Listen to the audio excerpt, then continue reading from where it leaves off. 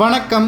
சற்று முன் கிடைக்கப்பெற்ற மிக மிக முக்கியமான செய்தி ஒன்று வெளியாகி உள்ளது. ஒட்டுமொத்தமாக அராஜகத்தை செய்து வரக்கூடிய ஸ்டாலின் ஒரு கிராமத்தை தற்பொழுது முழுவதுமாக காவல்துறையினர்கள் அடாவடியாக கைது செய்து சிறையில் அடைப்பதற்கான முயற்சியில் ஈடுபட்டது.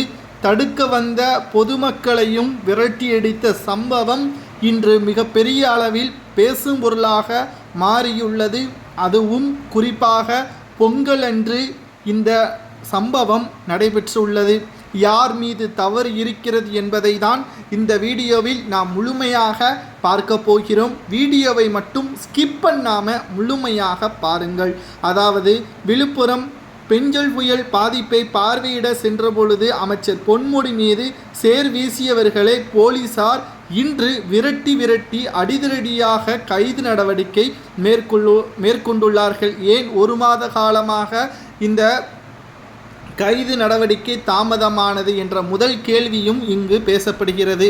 அது மட்டுமல்ல, பெஞ்சல் புயல் மழையின் பொழுது விழுப்புரம் மாவட்டம் கடுமையான பாதிப்புகளை சந்தித்தது.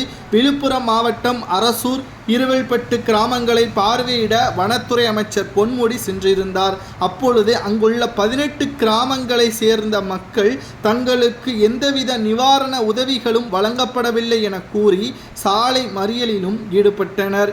போராட்டத்தில் ஈடுபட்டவர்களிடம் பேச்சுவார்த்தை நடத்த சென்ற அமைச்சர் பொன்முடி மீது அவரது மகன் திமுக மாவட்ட செயலாளர் கௌதம சிகாமணி மற்றும் அதிகாரிகள் மீது சேற்றை வீசினர். இந்த சம்பவத்தில் இருவல்பட்டு கிராமத்தை சேர்ந்த பாஜக நிர்வாகி விஜயராணி உள்ளிட்டோர் மீது போலீசார் வழக்கு பதிவு செய்துள்ளனர்.